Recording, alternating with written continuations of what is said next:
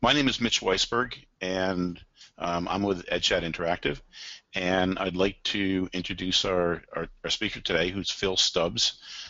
Phil has worked with education districts and global departments in the UK, the USA, China, Australia, Hong Kong, and many countries in the wider Asia-Pacific region.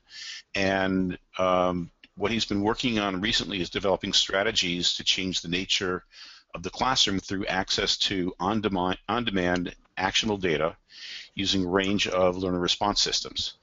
And today he's going to be talking about activating student voice and using the data from student voice to foment deep learning among students.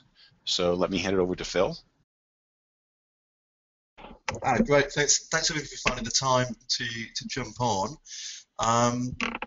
Yeah, activating student voice. It's interesting. When I was looking at the pre-webinar activities, I'll just jump back into those screens.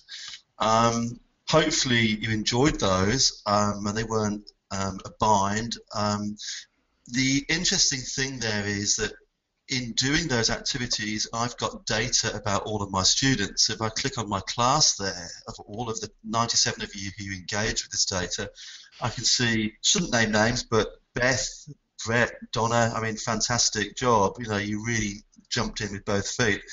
And I can see which students were the biggest influencers in terms of the extent to which their comments were liked by the rest of the class. And again, Beth and Brett and Diane, you're right at the top of the game, so brilliant. What I can, interestingly with these, I gave you 5 and actually asked you to contribute to 1, and I'd say the majority of you actually went into at least 4 out of the 5, and I was actually really surprised by the ones that you seem to gravitate towards. If I look at the first one, Phil, so you're saying we don't follow directions well? Look, we're all teachers, so we create our own path, is the way I prefer to think of it. You know, it's we're all leaders as well as followers. We know when to follow, when to lead, and I think it's looking at the contributions. There's a whole bunch of people who are really, I think, are creating their own paths here, and it's really exciting. I mean, I literally got incredibly excited last night when we put this out at the. I was hooked on just reading the contributions, and I think a few of you, given on the depth of your contribution, probably felt the same way. So I'm in student view at the moment for that first activity, the Fulham one, around moving closer to the danger. If I go to student to teacher view, which you guys wouldn't see, I can actually see the depth of the conversation. Just 41 student-to-student comments from 21 people who responded. So you're jumping all over this, which is great.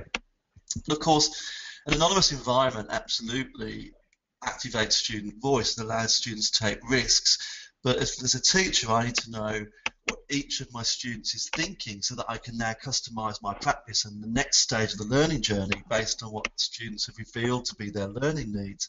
So for me, it's essential I actually see that, and I also see data as to, of those who responded, which of my students made the biggest contribution, which contributions were valued the most. So well done, Diane. There's no prizes for this one, but just so you know that as a teacher I can see, we're talking in these activities about full and 6 C's, and I can see data that actually gives me the student's perspective on whatever the provocation or the activity was, but also on their developing capacity as collaborators, critical thinkers, co-constructors of meaning.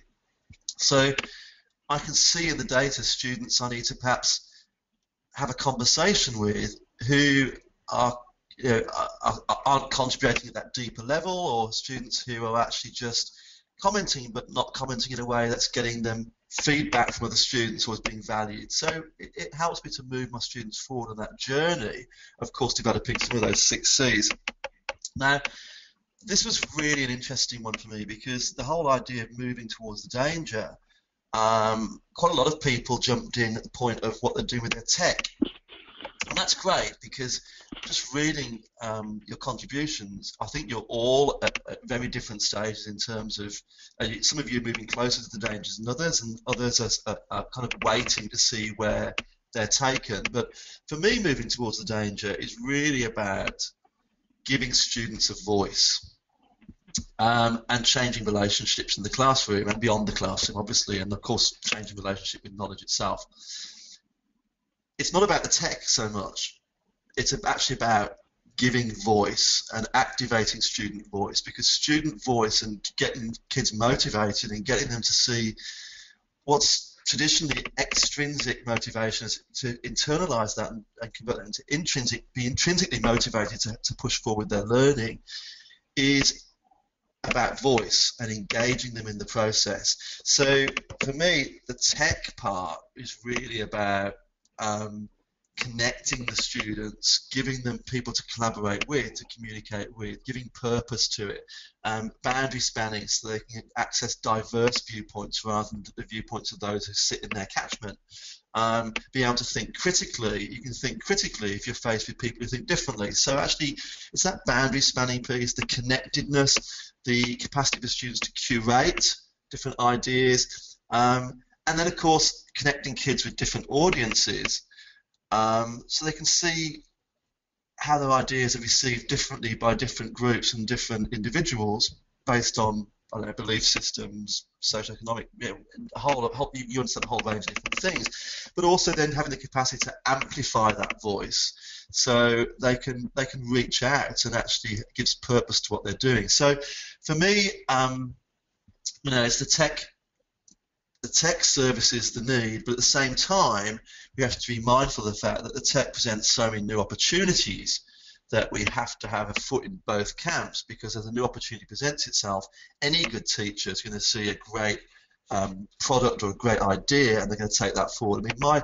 loft in England is full of old toilet rolls and boxes that I used to see, that's great for when we do the Romans, or that's great for when we look at the ancient Greece.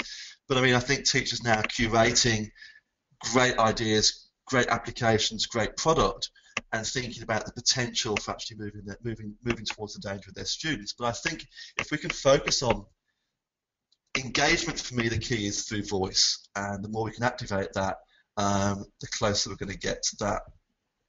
Can I come back to that, Jean-Francois? I'll come back to that Edmodo question later, if that's okay. So I don't want the session to be about Verso per se. I want it to be really about deep thinking, but I can come back to that towards the end. Okay, thanks for asking though. So that's first activity. If I go to the next one, I was really intrigued that a whole lot of adults jumped all over where the wild things are. So I've either got a lot of early years or grade 1, 2 teachers in here, or we've just got people who are intrigued by the story. It's a fantastic story. Interestingly, with this one, feedback I've got is that I didn't ask the question very well. And what Verso will do is let you know that, it's giving me feedback on my capacity to ask questions that will lead my students to a point of understanding and help them transition from surface to deep, which I'll talk about in a moment. So for this one, I asked, why was Max unhappy to be sent to his room? But only a couple of you actually addressed that. What you all jumped all over was whether or not that was fair or unfair. So I need to restructure that question to get what I really wanted from the community. So the fact that the majority of you went that way means that I'm not asking the right question the right way. So I need to actually adapt that, which is great. Or Phil, maybe the other question is more interesting. I guess so, but I mean, the other question I think is a much deeper question, because you're asking kids to deal with big concepts about the notion of fair, unfair, and what is punishment. So there's a big concepts, and they can't address those concepts without first. You can't go deep until you've had some surface.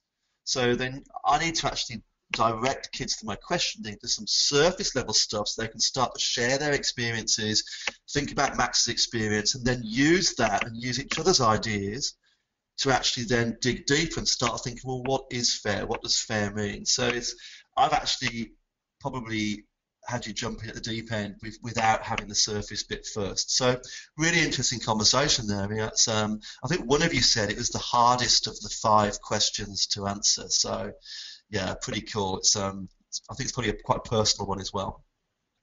The full and C one I found really interesting, because the debate and discussion in here, I think of the whole of 57 comments, student to student, you were all over this, and I think I've tried to answer everybody who got on within the last half hour.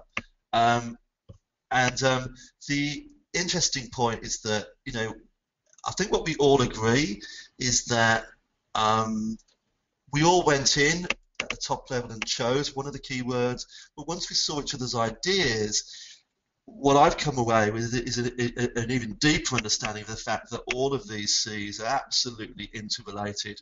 It's an artificial activity to start with to separate them, but the question, by making you choose one out of the 6, it made you think of them all and the relationships between the different deep learning goals. So you had to make a choice and then justify your choice. So it was higher order thinking, and it was actually taking you to the point where some of the conversation that you've had with one another has been really exciting, because one or two of you started to change your mind, question. There's been a bit of black hat thinking going here. So it's a really rich and deep discussion going on. And what I can now do as a teacher is I can just hit the group button and I can start to look at, so there's character there, communication, another character person there, character. I can start to group people for the next part of the learning journey based on what they believe to be true at this point in their thinking, that original thought. So those 5 students who thought character was most important are now in a group. So I can work through who's left, but that would actually be possibly a group that I would actually organise for in the lesson space.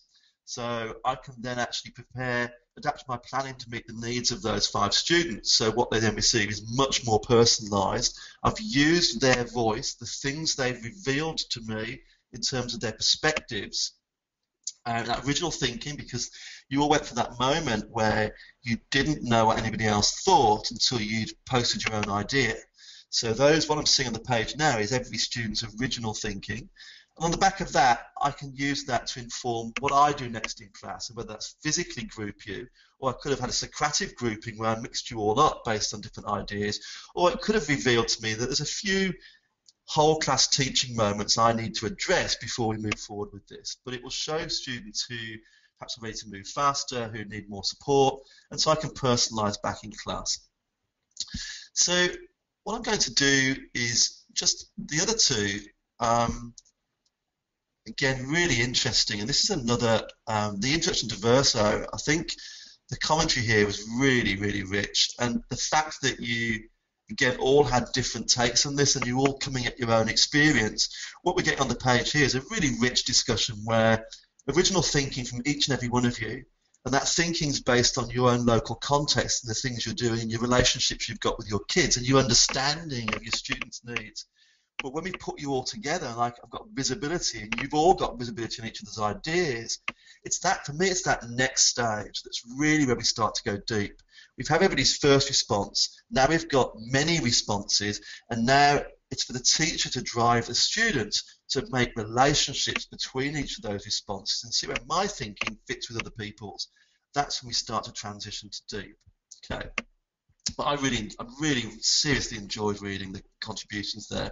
I mean, in a sense, with all of these different activities, we've kind of nailed a lot of what we're going to do in this workshop today. But the Rube Goldberg one, and quite a few of you have actually asked me for this one to use back with your students. I've used it in classes of kids because for years when I was in the classroom, I was trying to get my students to understand that failure is essential to the journey, and that, if you use your voice, if you want to do something, and you can, giving kids choice and voice, it gets that engagement level. And you can see this kid is absolutely, he's planning to fail. I love his little rubric he's got, and he's working out a number of chances and the opportunities, and he's adapting his practice based on feedback that the machine's given him.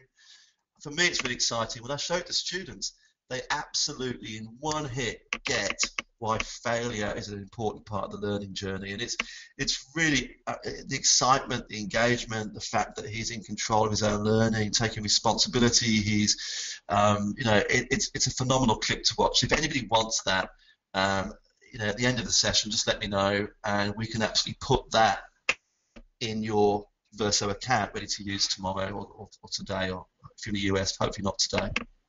Okay, so some great ideas came out of that one. So hopefully that got you into some examples of deep thinking and seeing the benefit of access to other people's ideas and how those ideas are essential to shaping your own thinking. So when we do this with students, we get a phenomenal response. And interestingly, in that introduction to Verso one, the thing that students almost overwhelmingly value the most is the anonymity.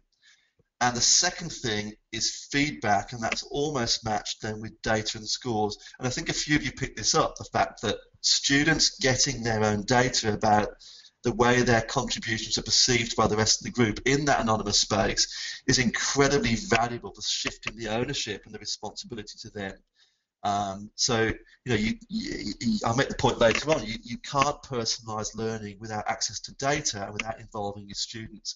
The students also need access to that data so they can start to plan their own trajectories. So, really great. We'll be coming back to Verso in a little while to actually do that. Just one of the questions, I think, just to make sure that either you're covering it now or you're covering it shortly, is the importance. Could you comment on the importance of teaching students or having them become responsible for their learning and the value that learning offers? Yeah, we're gonna come into that. We're gonna move into that, what that looks like, and what students owning their learning looks like. And I mean, all of those 6 C's have to be taught. And it's not the responsibility of 1 or 2 teachers in the school. It's every teacher's responsibility to take the students on that journey. This is the learning to learn agenda. Every teacher needs to do that, and it needs to be mapped and guided in our planning. But what we often see in schools is that responsibility shifts to the school librarian or a couple of key teachers. And you know, I think what Verso and other applications like Edmodo do is actually give the kids a space where they can start to rehearse, plan, develop, initiate each of those six C's. I don't believe those 6 C's can be developed without in a contemporary way without technology. What's the point of collaborating and communicating with the people who sit next to you? Yes, there's a huge point to that, a huge benefit. But how powerful is it if you can collaborate when required with people in a different part of the world, in different contexts, different backgrounds, and get diverse opinions? And then again, if you can't do that, if you can't be critical about what you're reading and see all knowledge as problematic, how can you be a good citizen? All of these things need to be taught, and they all need to be taught in relation to one another. So we'll come to that in a moment. We look at that whole notion. But again, for me, we talked last week about personalising learning. I think the connection between personalisation and going deep is absolutely tight. You can't have deep learning unless you're personalising the learning. You see teachers often who are personalising learning, but then they're not going deep. I don't believe you can go deep without personalising, because it has to be. Deep learning is absolutely connected to that intrinsic motivation that I'm taking my ideas, I'm finding ideas and problems that need to be solved. And I showed this last week, that Alan November's definition of a contemporary classroom is about that change. It's a shift, a cultural shift, changing creativity, critical thinking, and a shift in relationships between and amongst students and teachers. But it's really about empowering the student to have an increased sense of direction, that they're taking more responsibility for their own learning. And again, you can't do that without personalisation and without giving kids a voice and teaching kids to use that voice appropriately and to value the voices of others as an essential component of their own learning. Now, Michael Fullan takes that a step further and talks about deep learning as an authentic engagement in real-world challenges. And it's the real-world context which a lot of you in the discussions around the 2 videos, the 2 Fullan videos, really pick this up. To go deep is to go real-world. And it's the ability to take, not just to know stuff, but to be able to apply stuff to different contexts and reinterpret and create new meaning. That's really where the deep part comes in. Now, what I really like about Michael's definition is that he then goes on further to add that element of the whole Carol Dweck piece on mindsets and character, and start saying that, you know, if we've got new technologies and we've got that cultural shift in the classroom, then we need new pedagogies. And those new pedagogies that are underpinned and deliver and responsible for and require those 6 C's to come together. It has to be personal. It has to be connected to the real world. But if kids don't have, and again, a lot of you picked this up in the character discussion, as character around the 6 C's, if they don't have self-confidence, perseverance, and those proactive learning dispositions, then the guy in the Rube Goldberg video, he just give in. It's the first failure. It's, I can't do it. So it's really about developing those growth mindsets, and those growth mindsets sit firmly under that C for character. So Fullen's 6 C's, you've all looked at the video. For me, are mission critical in terms of developing deep learning. What I would add to that is perhaps a sense, which are they're inferred by the C's, is a sense of co-construction, challenge, giving students choice as well as voice. And again, that came out in some of your conversations, but building confidence in the students. But I'd also add a few others that really are picked up by a girlfriend of mine named Amy Baval. Some of you know her work. I mean, do Google her. She's an amazing educator. Amy, B-U-R-V-A-L-L. And she adds 5 C's that she thinks are critical. One of those is curiosity. The notion of cultivating curiosity for me is absolutely paramount. How do you get the kids to care to move forward? So curiosity for me is that initiator, teacher's activator part that's really an essential component. Curation is the other C that she would bring to the mix, and curation is really, you know, getting those bits and pieces together so you can start to form relationships between ideas, between things, and then adapt those things and repurpose them for different contexts and different purposes. And to do that, you need connection, that sense of connectedness. We can't collaborate or communicate unless we're connected. And I think that connection needs to absolutely start in the classroom, but it needs to look at boundary spanning outside. And another piece that Amy's really passionate about is creation. The notion of students as critical consumers and creative creators of content, knowledge, and meaning. So, and again, I think in terms of creation, we can't do that in isolation. We need to be connected for that to add depth and value. So, again, you can't personalize learning without data. You certainly can't, and without involving your learners. And I don't believe you can absolutely deepen learning without those 2 components as well. And again, that link between personalization and deep learning, I think, is absolutely categorical. So again, the difference, I think, between surface and deep for me is that surface learning is usually, in a school situation, it's imposed. It's something that's defined by the curriculum. And I know some of you made big comments about Common Core and being, you know, curriculum heavy and having to be driven by the curriculum. But we need to find ways of making that, shifting from that extrinsic motivation to actually get the kids to move closer to the danger, to address that Michael Fullen push and pull factors that are driving our kids away. We need to help them to become intrinsically motivated. And I think the key to that is absolutely activating student voice, giving them choice. And you know, that movie Field of Dreams, if you build it, they'll come. I don't believe that. And I think those of you that are using applications like LMS or Edmodo spaces, it's not a case of you building it and they'll come. I think if they build it, they will come. If they are engaged with your planning, they will come. We need to co-construct, we need to negotiate learning, we need to actually look again at the curriculum and look at where the choice points are, because if we don't engage the students, absolutely we're part of the push and pushing them away from school.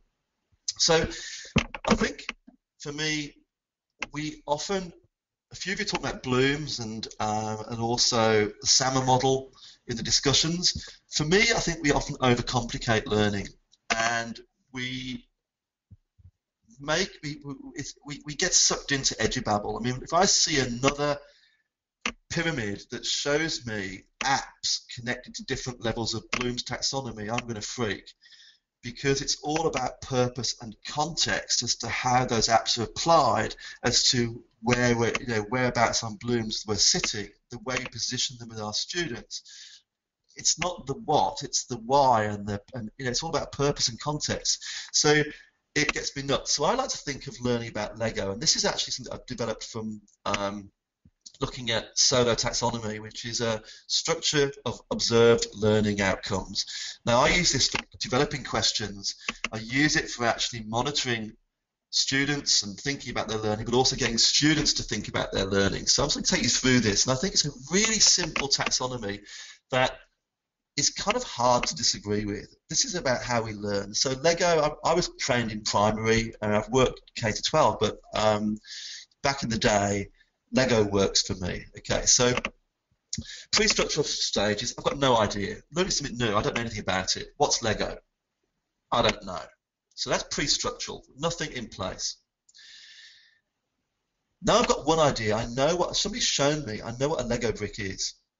It's this red plastic thing. Great. I've got an idea. Now think about when you're using Verso. You share your one idea, and once you share your one idea, you then, oops, sorry, I think my battery's going to die. There we go. You share your one idea. You've then got, sorry, it's just killed it now.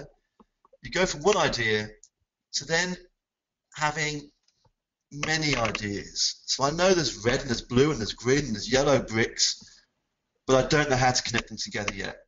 So I've got lots of little ideas, but I'm not sure how they connect. So I'm moving from, I'm working at a surface level. I know bits of stuff, but I don't know how they relate to one another yet. Then I move to relational thinking. And this is where I start to understand, with support, whether that's instructions in the Lego kit, or I've been working with others in the class, or with my teacher, or we've been, had some instruction. Now I know how the pieces fit together. I get it. I know what Lego is. I can make this cool thing. I've made a car. I get it. And I can probably go and do that again. And I might need instructions. I may not. I can still go away and make that car. Okay. Where we go deep, or deeper, is when we apply that to a different context. I get Lego. I know how to make things out of Lego. But now, look what I've made. I've made a starship. I've solved another problem using Lego. And guess what? I did it by myself. I now own the learning. The notion that they build it and they'll come, and Alan November's question that defines the contemporary classroom from the traditional is one of who owns the learning. For me, owning the learning isn't just about that shift in relationships in the classroom where students and teachers partner on that learning journey. That's one essential element of ownership of learning, taking more responsibility, having my voice, having choice. Owning the learning is when I can actually, I've got deep understanding and I can take it to new places. So in terms of surface to deep, just simplifying that again, it's going from having an idea to having a few different slightly disconnected ideas of the same theme, to having an understanding of how those ideas fit together. It's deeper learning. And then when I can take those ideas and apply them to something else, I've gone deep. So hopefully as a taxonomy that, for me, it's something my students can relate to, I can relate to, my peers can relate to, and we can start discussing things in terms of how many Lego bricks are you asking for. So you ask a question, is it a one brick question, or you're asking for multiple bricks, or you're asking the kids to actually connect some bricks together there. And it's something, or to move beyond what we've been doing in class. So it's something that really I use to help my questioning and really activating my learners. Because this point, I think, in a knowledge economy is pretty critical. That the world doesn't pay you for what you know; it pays for what you can do with what you know. The world expects deep. Surface won't get you very far. When the kids are connected to just about the sum of all knowledge on their devices in the classroom, deep learning for me is absolutely essential, and it's that notion we talked about last week as a teacher, as activator, not the guide on the side of the facilitator. but an activator of learning, a teacher's change agent. And with those of you familiar with John Hattie's work here, and those of you who aren't, an effect size of 0.4 is the average you'd expect teachers to get from the things we do in class. Of all the different things we do with our students, a 0.4 effect size is the average. Anything over that is sort of the zone of that it gets exciting. We're really adding value to the process of teaching and learning. So the notion of teacher as activator for me, where we activate students, where we initiate and we fire them up, we get them intrinsically motivated, we get the buy-in, is really about reciprocal teaching, where students and teachers both are learners, both are teachers, that students are teaching one another. And I know a lot of you are really hooked on this by the comments you're making in the discussions. Feedback as being an important factor, 0.72 effect size, amazing. But feedback not just from teacher to student, but Hattie says the most important form of feedback is when feedback's from student to student and student to teacher, because without that data, that feedback from our students on how well we're doing, on what their learning needs are, how can the teacher adapt their practice in a timely fashion to actually meet the needs of every student for the next episode of their journey. Phil, just talking about that, because one of the areas of feedback that teachers have to give students and that administrators want teachers to give students is grades. So where do grades come in all of this? Okay. Yeah, you've opened a can of worms now, because I'm not a fan of grades. I'm not a fan of grades. Grades, I would say grades are there for other people. Quality feedback's there for the student.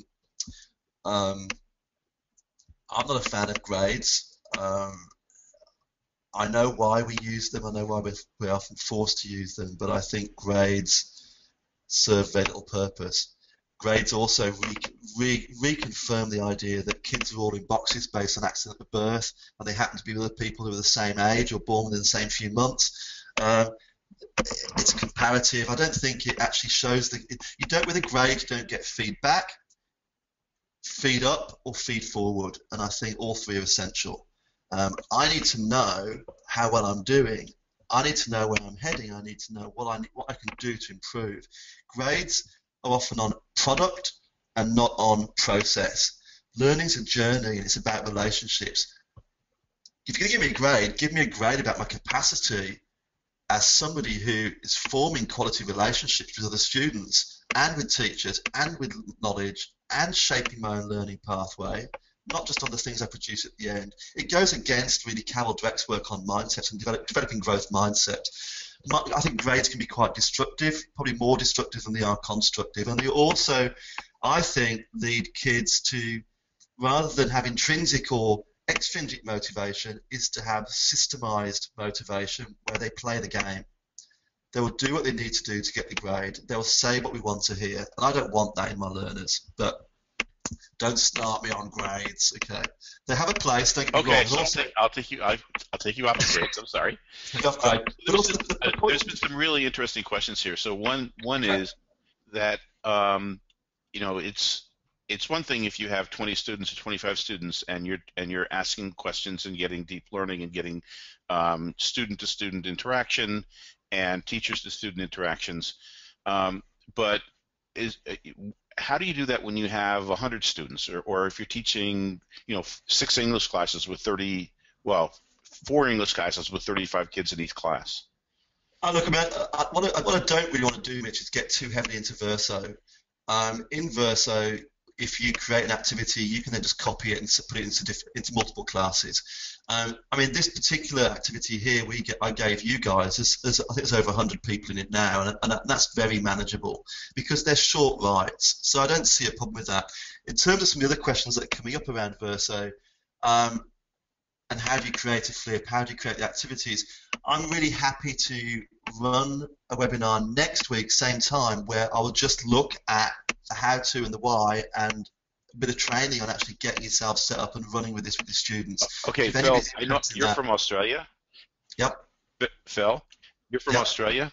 A couple of us here are from the U.S., and next Thursday, or next Wednesday and Thursday, a lot of us will be preparing for Thanksgiving. Of course it is, yeah. Sorry, yeah, of course it is. Sorry. Of course, I'm actually English, and English people, Thanksgiving, we were on those boats. So Maybe the what week I want after to next. do, yeah, let's set up a time to do that, because if people are interested in actually picking up the app and running with it, more than happy to do that. And also, we can then talk about the relationship between Verso and Edmodo, because the two things actually sit really well together. They're not either or, okay? But just going back to the notion of Teacher's Activator, it's really developing. I think this really picks up on all of those 6 C's.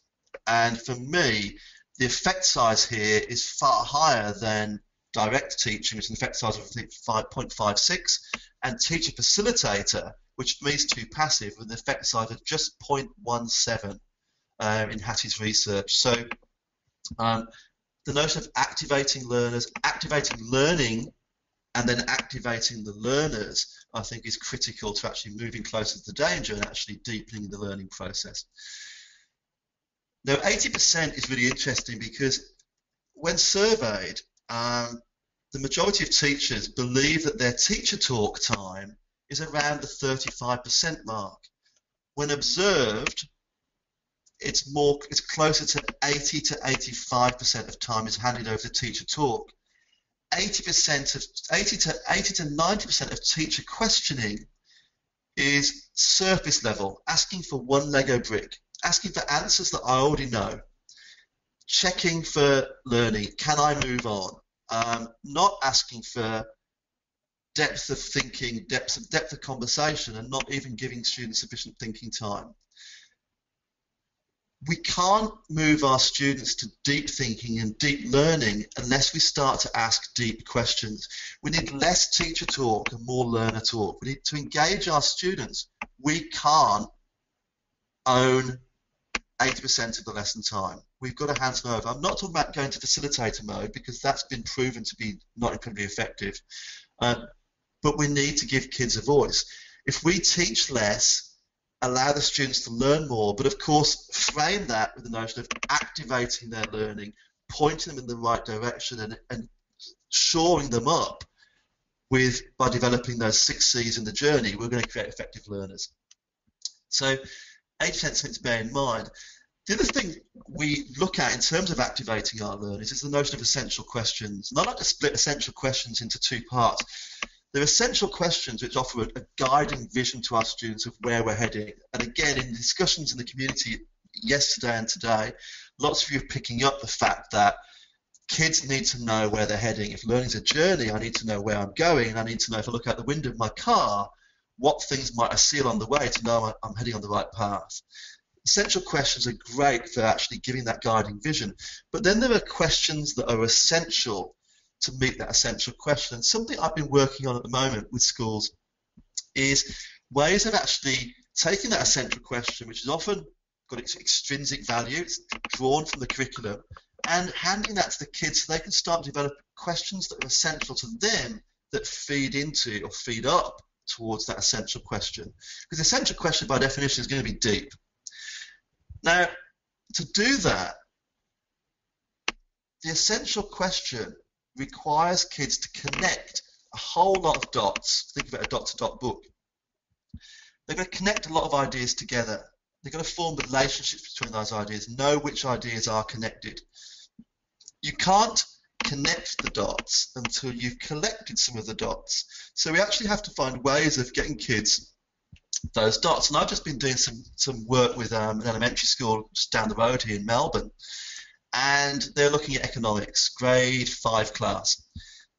What I did was I gave them, you see the cards here, I gave them all of the key vocabulary for their unit on economics. They had a big essential question, which I didn't do when I was at school until I probably did it when I was in year 9, 8, 9, 10. So I gave the students a vocabulary, and each one you'll see is a dot. And they went through the different keywords, and they, as a group, put them in piles. We all get these just thumbs up, not sure, and thumbs down. Not sures and thumbs downs went into one pile, thumbs ups went into another pile. We all understand what that word means. Put them in a pile. The words that they were not sure about or thumbs down became surface questions, and they put them on a wall. What is advertising? What does production mean? What is trade? Okay, they can find these things out. They can Google them. They can do their work research and actually get these things and hopefully shift them to the thumbs up pile. Of the thumbs up words, they had to put them on a piece of butcher's paper and look for connections between the ideas, because I wanted the students to take what they knew and develop their own questions. But where we sometimes go wrong is getting kids to come up with questions. But if you can only build questions on prior knowledge, and you need to out that at the start. So these kids started to build, I think, quite sophisticated questions, taking things that they knew, taking two dots, putting them together and forming a question. What's that got to do with that? So we can start to form questions that will give us the relationships between idea one and idea two. And as they went on, they put these on a wall and they put string linking ideas together and evidence they'd found. It became like the wall of you'd see on CSI in a serial killer's lair, where there's evidence and ideas. But at the end of this unit, every student could take me to that wall, show me any dot, any idea, and they could take me on a journey around other dots, telling me how they're all interconnected. So moving from the transitioning piece, and John Hattie says, it's not about going deep, it's about quality teaching is knowing when to transition from surface to deep, when you've got enough surface to take that next step. So it's just one simple strategy I've been trying out in schools at the moment. But the strategy we've been using in Verso with you guys when you did those activities is the use of provocations to activate deep thinking. And I've given you a post-workshop task to really develop a provocation by adding a question. And a provocation is, by definition, is an activator. It's a thoughtful challenge that's created by the teacher to inform practice, to allow the students to expose their original thinking, to initiate their thinking, to extend their ideas, to cultivate curiosity. Curiosity for me is the key. If I'm curious about something, I then become intrinsically motivated. I want to fill in the blanks. I want to find out more. So good provocation will motivate kids to think creatively, to engage with those 6 C's. It's about challenging the kids to take control of their own learning pathways. It's handing it over from me as the initiator, the activator, to the students. I'm activating students, I'm activating the learning by giving you something to look at, to engage with in an interesting way, and then by definition, hopefully activating the learners to want to take that to the next level. Now, people who've influenced that thinking, a great American educator, science teacher, Ramsey Masalam, I really recommend you follow him on Twitter, amazing guy. He's all into, rather than being a purveyor of content in the classroom, we just cultivate curiosity, and then the kids will want to fill in the gaps. Fantastic song, got a great TED talk. The other guy, Derek Muller, I haven't got time to go into his work today, but again, have a look for him on TED.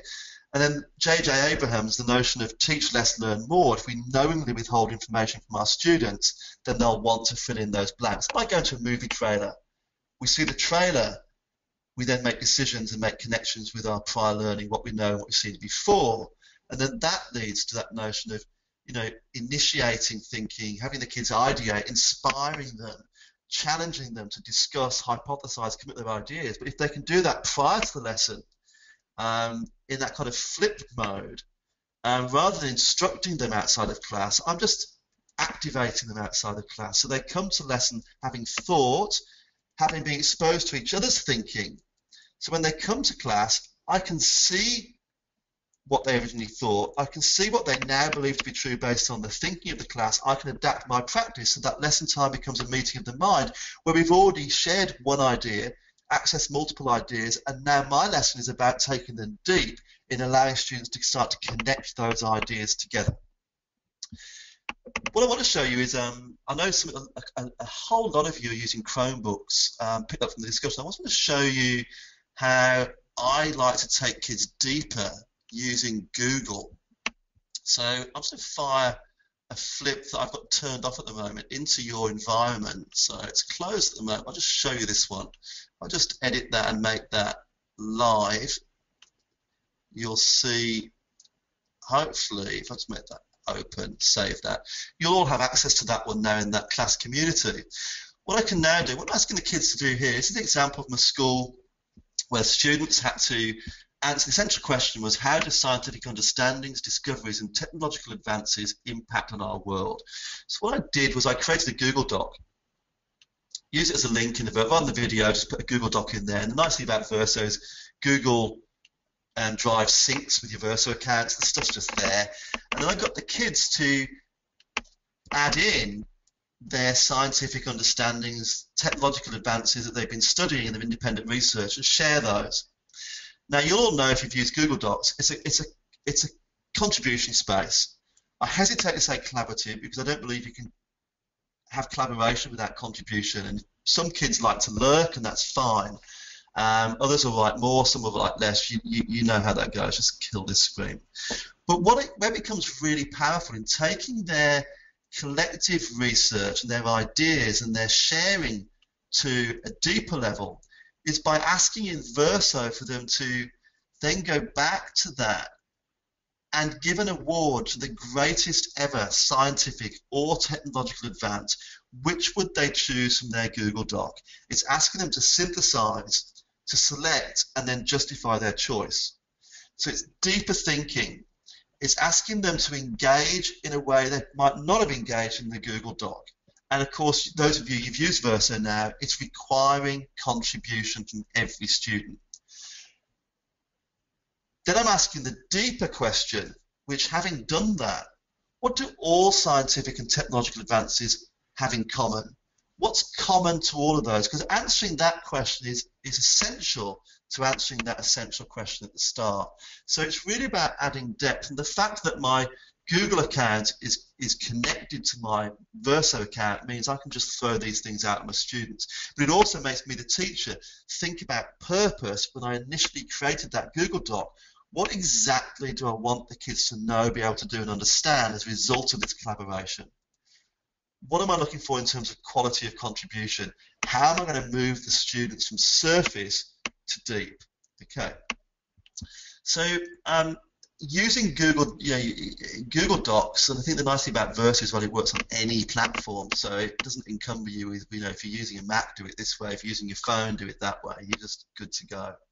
Is that engaging in that process really looks at the surface level learning. Sharing those ideas in the Google Doc is surface, but then taking those ideas and looking for those relationships is what happens in Verso. And then in my classroom part, I'd look at extending those ideas to different contexts. So it's initiating that journey of going deeper for each learning activity I present to my students in line with the Lego scenario.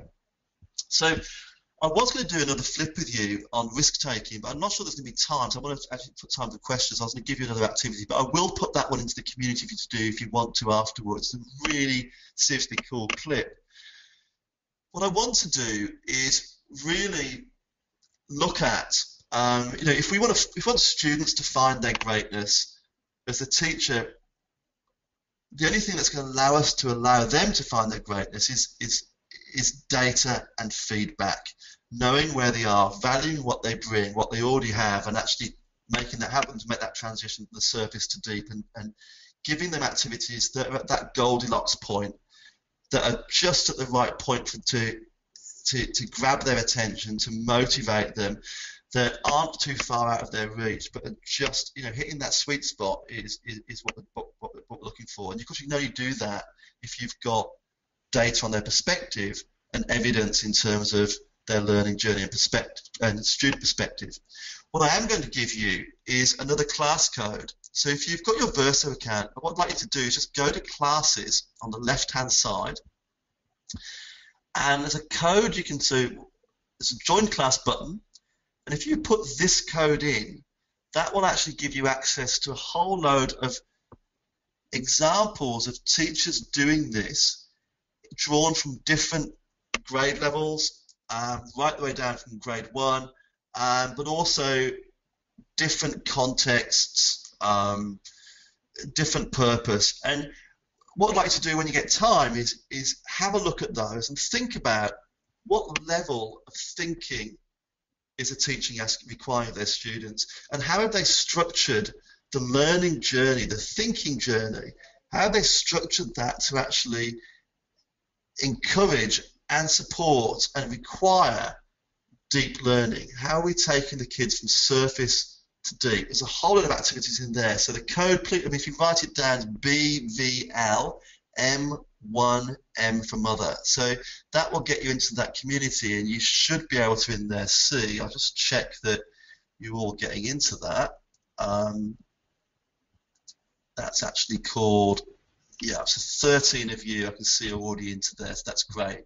So you'll see those examples in there. Again, a whole lot of different contexts. And once again, if any of these examples resonate with you, or the things you'd like to try or adapt or, you know, or repurpose or share back at school, please drop me a line and we can put those into your Verso account so you're ready to actually have a go. Okay, so do jump all over that, please. Just to get back, what I would like to do is just let you know that in terms of creating a teacher account, if you want to go ahead and do this without a webinar, I mean, it's pretty straightforward. Go into Verso, just in the same way today you created a student account, create a teacher account, but this time select I'm a teacher. You can add your school zip code, and it will then put you in make sure you're in the right place. And your students create your accounts exactly the same way as you've done today. And we can give you, if you just request one of our support guys or request me, we can give you support materials to get you started. But if you would like to wait for a webinar in a couple of weeks' time, really happy to get you going with that and have some fun with it. The teacher account does allow you to create your own content, not just use found content as I've been doing today. It actually record from your phone using familiar technology, video, sounds, you know, it's the whole gamut. So do have a look at that, please. But what I'd like to do is, we'll take some questions in a moment, but I'll just move your questions. I'm about to put in the classroom we started in today, that Going Deeper classroom. I'm going to put 3 activities. Those activities don't have questions attached to them. What they do have is 3 pieces of content. And what I'd like you to try and do is to think, if you were using this content with your students, how would you structure a question that would support you in moving your students' thinking from surface, what do they already know, how can I out those initial ideas and allow them to see each other's ideas, and then how can I facilitate through peer-to-peer commentary? And I think that student-to-student commentary is where the real depth and richness starts to happen. How can I facilitate their conversations so they actually start to form relationships between their own thinking and the thinking of other people's to take the learning deeper? So I'm setting this a little challenge for you. So as soon as we finish this workshop, I will activate those 3 activities, and I'll just, for the next few days, I would love to see what you guys can do with them, and how you can formulate a question, or not necessarily a question, it could be a bold statement, to what extent do you agree or disagree kind of statement, that will actually activate your learners and drive them towards deeper learning. So to facilitate that, and I'm going to tweet this out today, so please follow my Twitter handle. It's just FlipYR, Flip Your Thinking. Do follow that. I've got a link here to some resources, and in this folder, this Google folder, I've put some questioning strategies, some guidance on using Google Docs with Verso to take that next level deeper, some stuff on using Verso as professional learning in your schools, but also some things to think about when you're formulating questions to move you from that 80% surface level questioning in class to questions that will take kids deeper. So there's a whole lot of examples there, the kind of things you might want to say, do, and that for many of you it will just be tweaks to what you're already doing that will just add that next layer of depth and value to the process. So I'll leave you with that link, but I will tweet it straight after this session, so and we'll send it round to you via email as well, just so you've got that. And I'll put today's presentation in that as well.